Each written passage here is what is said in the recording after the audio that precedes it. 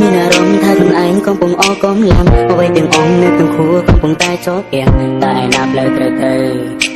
ខ្ញុំបានបងអស់ហើយក៏ដៅ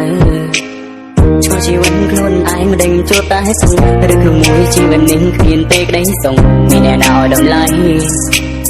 តែខ្ញុំនៅមានន័យអ្វីអង្គុយទៅពីជីវិតខ្លួនឯងរាល់ថ្ងៃរស់នៅដើម្បីអ្វីខ្ញុំរៀនអស់លុយពងតែចង់ប្រាប់ខ្ញុំបានស្អីបានត្រឹមតែពាក្យនិយាយនឹងមើលងាយខ្ញុំរាល់ថ្ងៃគេថារូបខ្ញុំជាគ្មានថោកទាបតែអស់ឆ្ងាយនៅហើយហើយរូបមនុស្សមួយចំនួនចូលចិត្តមើលងាយគ្នាតែនេះជាព្រមលីខិតឬមួយក៏ជាកម្មពៀបុគ្គលនិយមតែមើលងាយនរណាដែលទាបជាងគេមិនពកពីសម្បត្តិរួមយកតែប្រយោជន៍ម្នាក់ឯងខ្ញុំមានសំណួរដែលជាប់ក្នុងខួរតែលុយគឺជាអ្វីវាអាចធ្វើឲ្យអ្នកឈ្មោះពងវែងមិនថាប្រុសឬស្រីបើសិនរស់នៅគ្មានវាក៏រស់នៅគ្មានន័យសម័យសព្វថ្ងៃគេមើលឃើញនរណាដែលជាសេដ្ឋី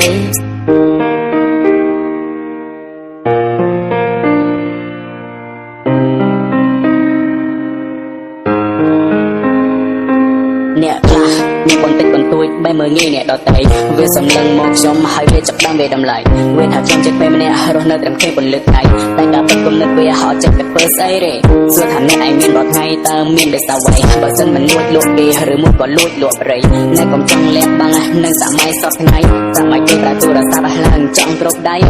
ខ្ញុំមានទទួលស្គាល់នៅរាល់អ្វីដែលជាតាក់នៅរាល់អ្វីដែលជាពន្លឺអាចជាផុតពីភាពងងឹតហំស្រាយបញ្ហាដែលនៅក្នុងចិត្តឬមួយនេះជាជីវិតមានអារម្មណ៍ថាខ្លួនឯងកំពុងអកកំឡាំអ្វីទាំងអស់នៅក្នុងខួរកំពុងតែចោកៀងតែឯណាផ្លូវត្រូវទៅខ្ញុំបានបងអស់ហើយក៏ដៅឆ្លងជីវិតខ្លួនឯងមិនដឹងជួបតែសឹងឬក្នុងមួយជីវិតនេះគ្មានទេក្តីសុងមានអ្នកណាឲ្យតម្លៃតែខ្ញុំនៅមានន័យអ្វីអង្គុយទៅពីជីវិតខ្លួនឯងរាល់ថ្ងៃរស់នៅដើម្បីអ្វីខ្ញុំរៀនអស់លុយពងតែចង់ក្រោយខ្ញុំបានស្អីបានត្រឹមតែពាក្យនិយាយនឹងមើលងាយខ្ញុំរាល់ថ្ងៃគេថារូបខ្ញុំជាគ្មានថោកទាបតែអស់ឆ្ងាយនៅហើយហើយរូបមនុស្សមួយចំនួនចូលចិត្តមើលងាយគ្នាតែនេះជាព្រមលីខិតឬមួយក៏ជាកម្មពៀបុគ្គលនិយមតែមើលងាយនរណាដែលទាបជាងគេមិនពកពីសម្បត្តិរួមយកតែប្រយោជន៍ម្នាក់ឯងខ្ញុំមានសំណួរដែលជាប់ក្នុងខួរតែលុយគឺជាអ្វីវាអាចធ្វើឲ្យអ្នកឈ្មោះពងវែងមិនថាប្រុសឬស្រីបើសិនរស់នៅគ្មានវាក៏រស់នៅគ្មានន័យសម័យសព្វថ្ងៃគេមើលឃើញនរណាដែលជាសេដ្ឋី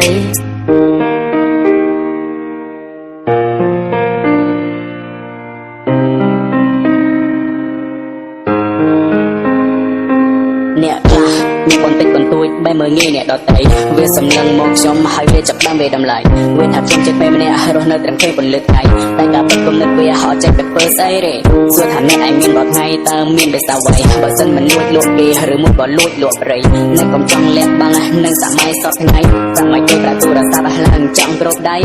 ខ្ញុំមានទទួលស្គាល់នៅរាល់អ្វីដែលជាតាក់នៅរាល់អ្វីដែលជាពន្លឺអាចជាផុតពីភាពងងឹតហំស្រាយបញ្ហាដែលនៅក្នុងចិត្តឬមួយនេះ